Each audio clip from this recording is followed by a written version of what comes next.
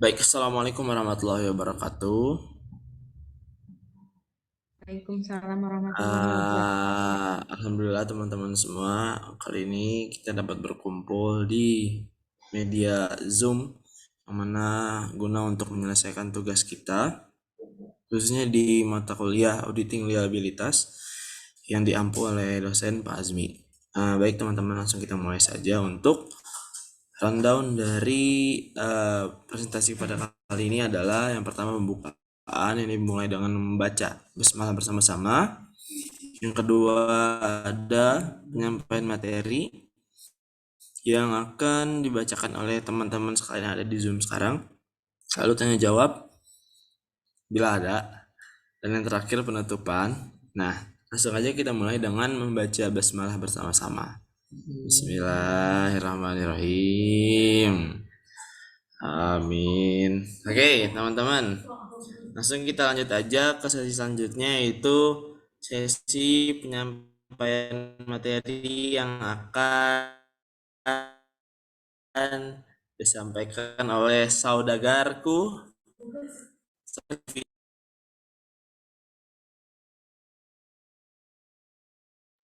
Terima kasih kepada moderator yang telah memberikan waktu kepada saya untuk menjelaskan materi.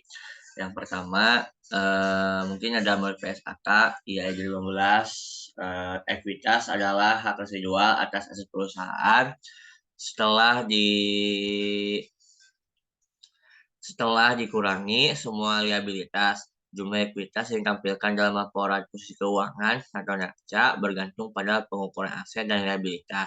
Lalu ada menurut SAK etap, IA 9, ekuitas sebagai bagian hak pemilik dalam entitas harus dilaporkan sedemikian rupa sehingga memberikan informasi mengenai sumbernya secara jelas dan disajikan sesuai dengan peraturan perundangan dan akta pendirian yang berlaku. Lalu selanjutnya ada pengertian perseroan terbatas atau PT. Modal perseroan terbatas terdiri atas saham. Tanggung jawab perseroan terbatas pada jumlah modal saham yang disetor jika perseroan terbatas telah disahkan materi, kehakiman, dan hak asasi manusia. Lalu ada akuntansi ekuitas untuk badan usaha berbentuk. Modal saham meliputi saham preferen, saham biasa, dan akun tambahan modal disetor. Lalu ada unsur penambahan modal setor PT. Dalam badan hukum berbentuk perseroan terbatas PT, permodalannya terdiri atas berikut. 1. Ada modal menurut akta pendirian yang telah disahkan Menteri Kehakiman. A. Modal dasar atau authorized capital. B. Modal ditempatkan atau issued capital. Lalu C. Modal setor atau paid up atau paid in capital. Lalu yang kedua ada treasury stock, yaitu saham perusahaan yang sudah beredar lalu dibeli kembali oleh perusahaan. Yang ketiga ada premium atau agio atau diskon atau disagio dari penjualan saham, baik saham biasa, common stock maupun saham preferred atau preferred stock. Lalu yang keempat selisih kurs atau modal setor. Lalu yang kelima selisih penilaian kembali aset tetap untuk perusahaan yang melakukan evaluasi aset tetap berdasarkan peraturan pemerintah. Yang keenam, retained earning atau saldo laba atau sisa laba tahun lalu, atau juga defisit atau accumulated loss sisa rugi tahun lalu. Mungkin sekian materi dari saya.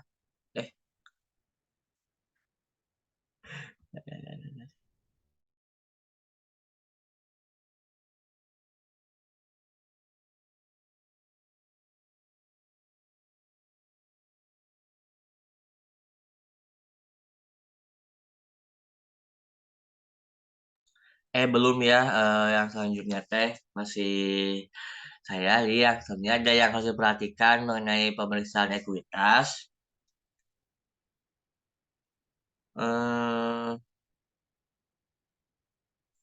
yang pertama, jika akta pendirian suatu PT belum mendapat pengesahan dari Menteri Hukum dan HAM menurut Undang-Undang Perseroan Terbatas yang baru nomor 1 tahun 1995 yang mulai berlaku tahun 7 Maret 1996, transaksi hukum perusahaan, perjanjian-perjanjian yang dibuat perusahaan belum dianggap sah, Lalu yang kedua, modal disetor dan modal ditempatkan jika dapat lebih modal dasar. Lalu yang ketiga, modal yang tercantum di laporan posisi keuangan atau neraca adalah modal disetor.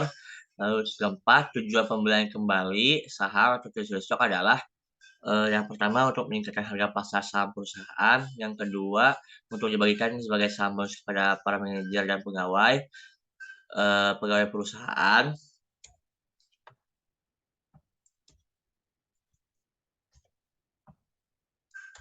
Lalu yang kelima, jika akumulasi kerugian perusahaan mencapai 60% dari modal disetor, perusahaan harus melaporkan hal tersebut ke pengadilan negeri untuk diumumkan dalam berita negeri.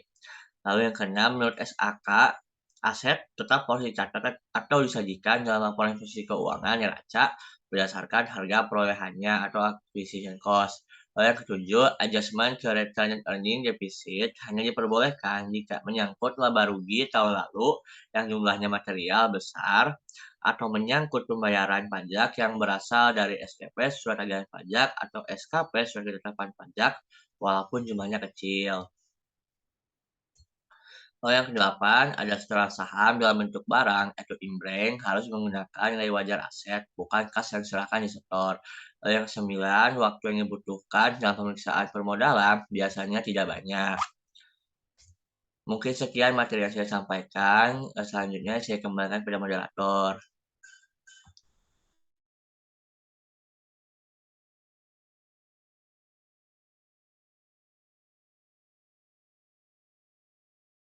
Oke, selanjutnya kepada Dinda dan Dini, persilahkan.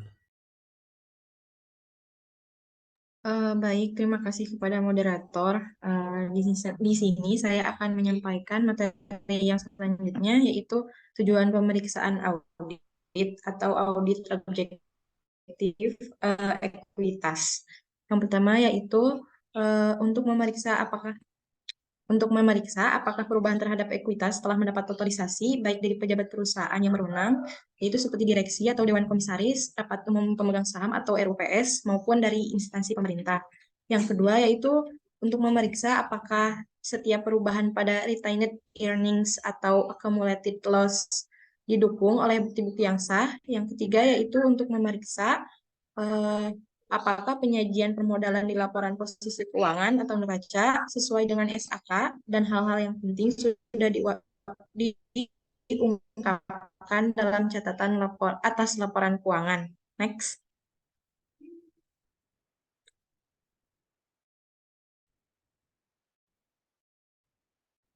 Next.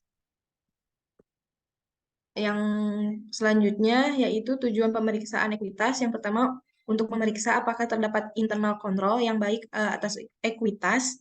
Beberapa ciri dari internal control yang baik atas ekuitas adalah sebagai berikut. Yang A, setiap perubahan modal atau penambahan atau pengurangan harus diotorisasi oleh pejabat perusahaan yang berwenang dan instansi pemerintah. B, poin B, pembagian dan pembayaran dividen harus diotorisasi oleh pejabat perusahaan yang berwenang. Next.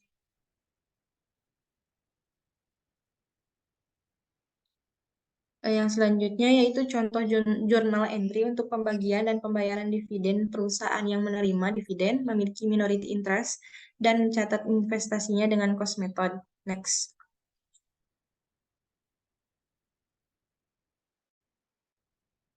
Dan di sini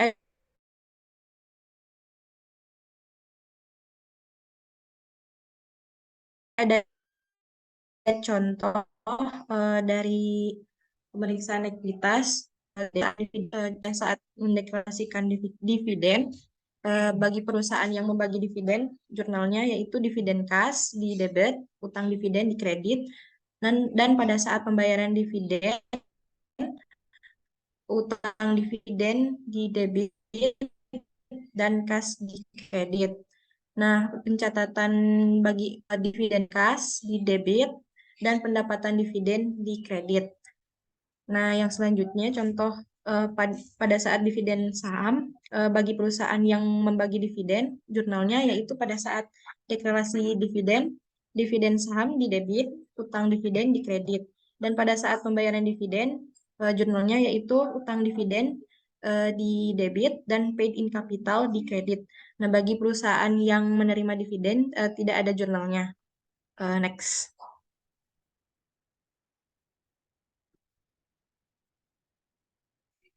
Ini nyambung ke materi yang sebelumnya untuk tujuan pemeriksaan ekuitas. Yang selanjutnya yaitu poin C, digunakan Biro Administrasi Efek atau Stock Transfer Agent untuk mengurus pengadministrasian saham dan pembayaran dividen, terutama untuk perusahaan yang sudah go public.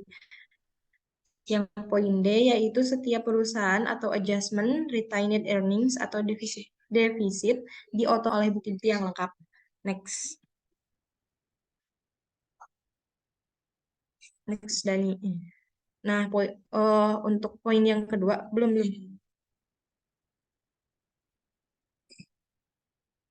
Nah, poin yang kedua yaitu untuk tujuan dari poin yang kedua dari tujuan pemeriksaan ekuitas, yaitu untuk memeriksa apakah struktur permodalan yang tercantum di laporan posisi keuangan atau neraca sudah sesuai dengan apa yang tercantum di akta pendirian perusahaan.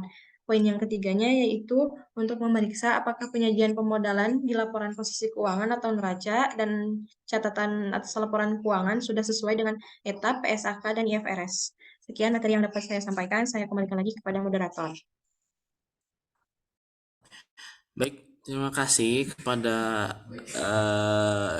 Bu Dinda Andini.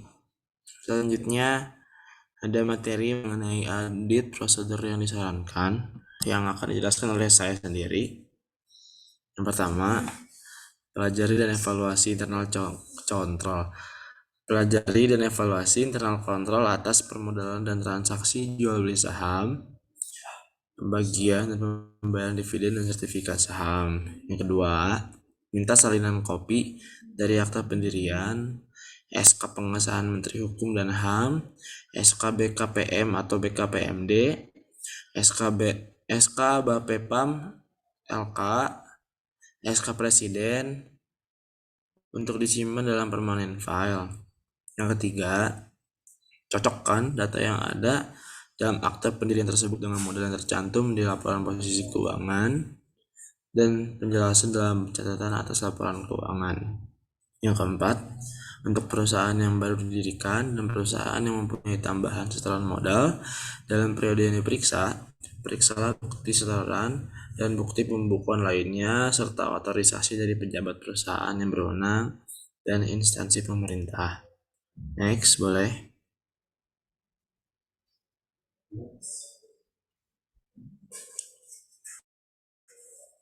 Lalu yang kelima, dalam kertas kerja pemeriksaan, jelaskan berapa modal dasarnya, modal ditempatkan, modal disetor, serta premium dan diskon dari penjualan saham. Lalu jenis saham yang dimiliki perusahaan, berapa jumlah common stock dan preferred stock dalam jumlah lembar maupun nominalnya. Terus jelaskan juga rincian pemegang sahamnya. Yang keenam, periksa dokumen pendukung dari setiap perubahan dalam perkiraan retained earnings deficit untuk mengetahui apakah perubahan tersebut dapat diotorisasi oleh pejabat perusahaan berwenang dan apakah adjustment retained earnings atau defisit memang reasonable dan jumlahnya cukup material. Yang ketujuh, seandainya ada pembagian dividen, periksa apakah dividen dibagikan dalam bentuk cash dividend, stock dividend, atau property dividend. Lalu periksa juga pencatatannya sudah benar atau belum, seperti pada waktu deklarasi dividen maupun pada saat pembayaran dividen.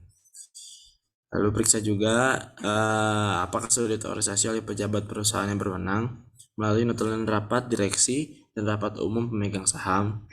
Kemudian aspek perpajakannya sudah sesuaikah dengan peraturan pajak yang berlaku. Next. Yang ke-8, periksa apakah akumulasi kerugian perusahaan accumulated losses atau defisit sudah mencapai 75% dari modal disetor. Kalau ini terjadi, harus ada penjelasan dalam catatan atas laporan keuangan. Yang kesembilan, pertimbangkan untuk mengirim konfirmasi ke pemegang saham atau Biro Administrasi Efek Stock Convergence. Yang ke-10, seandainya ada treasury stock. Pertama, periksa bukti pembelian dan otorisasinya. Yang kedua, periksa bukti penjualannya dan otorisasinya. Namun jika treasury stocknya dijual kembali.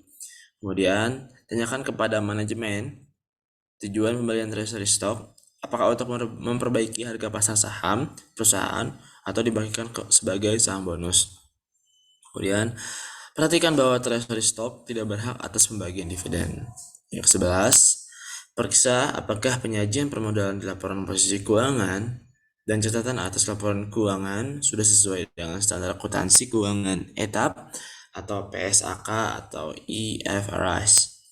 Yang ke-12, yang terakhir, yaitu jangan lupa untuk buat kesimpulan mengenai kewajaran ekuitas. Mungkin itu yang bisa saya sampaikan. Selanjutnya untuk penyampaian materi akan disajikan oleh saudari Diah Trindriani. Padanya dipersilakan.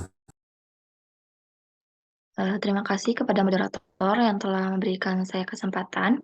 Di sini saya akan menjelaskan mengenai penyajian ekuitas di laporan posisi keuangan dan pengungkapan di catatan atas laporan keuangan. Menurut SAK Etap dalam IAI 2009 nomor 109, penyajian modal dalam neraca dilakukan sesuai dengan ketentuan pada akta pendirian entitas dan peraturan yang berlaku serta menggambarkan hubungan keuangan yang ada. Bila terdapat lebih dari satu jenis saham, hak preferen dari suatu golongan saham atas dividen dicantumkan pada laporan keuangan. Next. Selanjutnya itu menurut PSAK IAI 2015, entitas mengungkapkan hal-hal berikut dalam laporan posisi keuangan atau laporan ekuitas atau catatan atas laporan keuangan. Untuk setiap jenis modal sahamnya, yang pertama itu jumlah saham modal dasar. Yang kedua yaitu ada jumlah saham yang diterbitkan dan disetorkan penuh dan yang diterbitkan tetapi tidak disetorkan penuh. Yang ketiga yaitu ada nilai nominal saham atau nilai dari saham yang tidak memiliki nilai nominal. Selanjutnya awal dan akhir periode. Yang kelima yaitu ada hak, keistimewaan, dan pembatasan yang melekat pada setiap kelas saham, termasuk pembatasan atas dividen dan pelunasan atas modal. Yang selanjutnya yaitu ada saham yang dicadangkan untuk penerbitan dengan hak opsi dan kontrak penjualan saham, termasuk jumlah dan persyaratan. Dan yang tertentu oleh entitas anak atau entitas asosiasi. Next.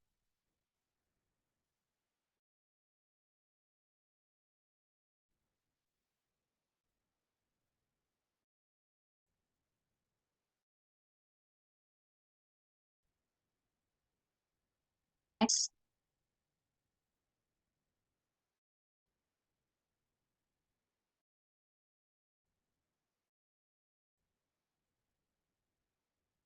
Boleh di next.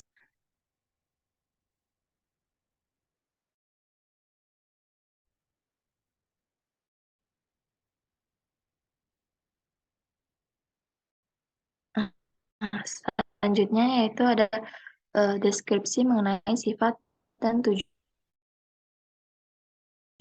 sedangkan dalam ekuitas.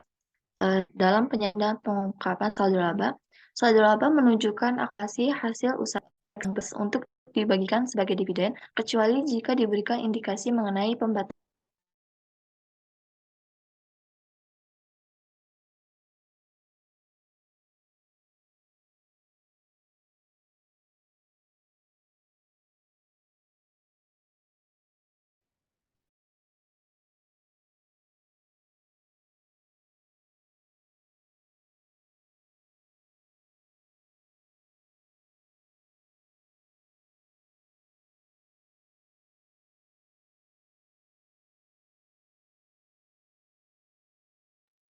diulang. Pengungkapan saldo laba meliputi berikut ini. Yang pertama, pengungkapan penjatahan, apropriasi, dan pemisahan saldo laba. Yang kedua itu peraturan, perikatan, batasan, dan jumlah batasan di sekitar saldo laba diungkapkan. Yang ketiga itu ada koreksi masa lalu, baik bruto maupun neto setelah pajak. Yang keempat itu ada pengungkapan jumlah dividen dan dividen per lembar saham, pengungkapan keterbatasan saldo laba tersedia bagi dividen. Yang kelima yaitu ada tunggakan dividen, jumlah maupun tunggakan per lembar saham. Dan yang terakhir yaitu ada pengungkapan deklarasi dividen setelah tanggal laporan posisi keuangan neraca sebelum tanggal penyelesaian laporan keuangan. Next. Sekian yang dapat saya sampaikan, saya serahkan kembali kepada moderator.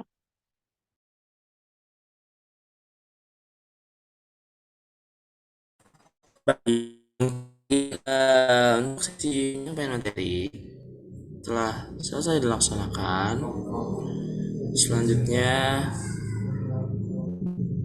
langsung ditutup aja ya. Oh, sorry.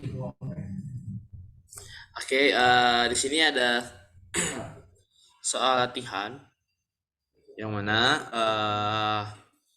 dari kelompok kita juga akan menjawabnya. Dan untuk urutan soalnya, saya persilakan pertama-tama. Ini bukan settingan teman-teman ya, tapi saya langsung nunjuk orangnya. Nah, saya bakal nunjuk yang pertama tuh ada dia. Lanjut, dia silakan. Untuk yang pertama yaitu ada sama seperti liabilitas jangka panjang, modal merupakan kewajiban perusahaan kepada pemilik perusahaan. Jawabannya yaitu ada benar karena modal merupakan kewajiban perusahaan pada pemilik perusahaan. Yang kedua yaitu dalam badan hukum yang berbentuk koperasi, modal pokoknya adalah simpanan pokok anggota yang tak dapat dipindahtangankan dan dapat diambil kembali pada saat seorang anggota mengundurkan diri. Jawabannya yaitu benar karena dalam bentuk koperasi itu modalnya tuh dapat diambil kembali pada saat seorang anggota itu mengundurkan diri. Yang ketiga yaitu ada modal menurut akta pendirian yang telah disahkan oleh Menteri Hukum dan HAM terdiri dari modal dasar atau issued capital, modal ditetapkan atau authorized capital, dan modal disetor atau paid up capital. Untuk jawabannya yaitu ada benar. Dan nomor 4 yaitu modal yang berasal dari sumbangan atau donat kapital tidak bisa dilaporkan sebagai bagian dari tambahan modal disetor. Itu jawabannya itu salah karena modal yang berasal dari sumbangan bisa dilaporkan sebagai bagian dari tambahan modal disetor. Sekian, saya serahkan kembali kepada moderator. Oke, selanjutnya mungkin saya yang akan menjawabnya. Karena saya juga penasaran. Oke, untuk soal nomor 5. Jika akta pendirian suatu PT belum mendapat pengesahan dari Menteri Hukum dan HAM menurut Undang-Undang Nomor 1 Tahun 1995 tentang perseroan terbatas, transaksi hukum perusahaan atau perjanjian-perjanjian yang dibuat perusahaan belum dianggap sah. Ini benar ya teman-teman, benar adanya. Kemudian nomor 6, treasury stock tidak berhak atas pembagian dividen. Oleh karena itu, jika suatu perusahaan yang memiliki treasury stock membagikan dividen kas, maka dividen per saham akan menjadi lebih kecil. Jawabannya salah. Treasury stock tidak berhak atas pembagian dividen. Oleh karena itu, jika suatu perusahaan memiliki treasury stock membagikan dividen cash, maka dividen per saham akan menjadi lebih besar, bukan menjadi lebih kecil ya. Kemudian soal nomor 7, jika akuntan publik meragukan kelangsungan hidup perusahaan going concern, misalnya karena akumulasi kerugian perusahaan lebih besar dari 75% dari modal disetor, maka hal tersebut akan mempengaruhi opini yang diberikan akuntan publik terhadap kewajaran laporan keuangan perusahaan secara keseluruhan. Jawabannya ini adalah salah. Karena jika akuntan publik meragukan kelangsungan hidup perusahaan.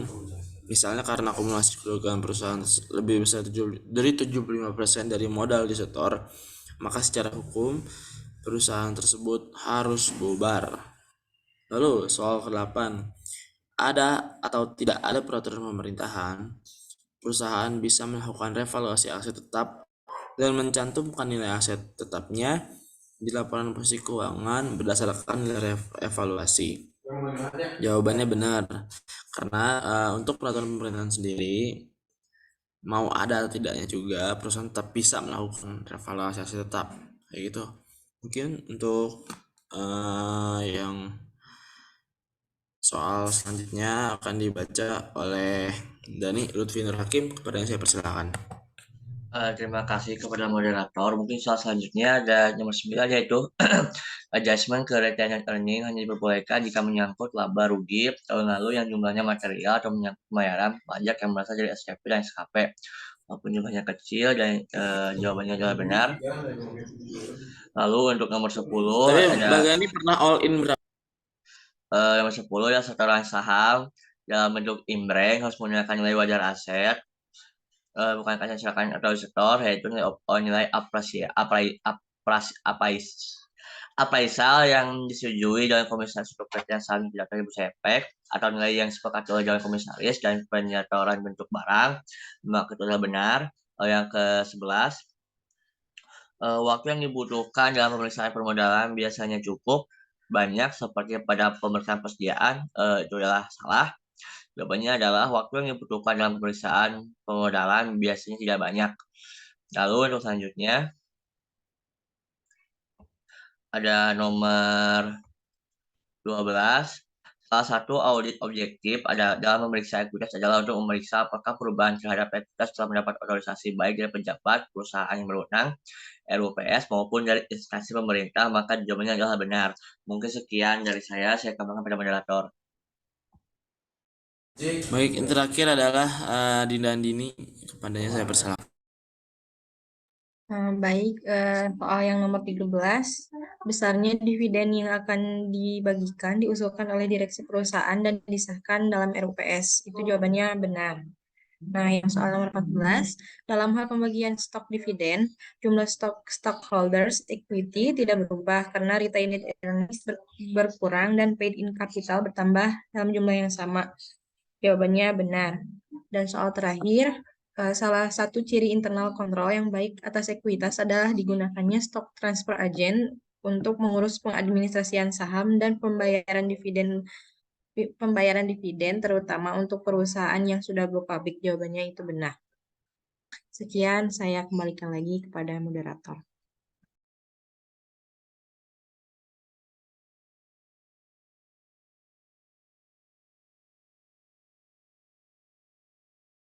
Mungkin karena kegiatan presentasi sudah beres, kita akhiri saja. Mohon maaf bila banyak kesalahan dari kelompok kami, terutama dari saya dan teman-teman saya. Langsung saja kita tutup. Wabillahi taufiq wal hidayah. Until next time. Assalamualaikum warahmatullahi wabarakatuh. Waalaikumsalam warahmatullahi wabarakatuh.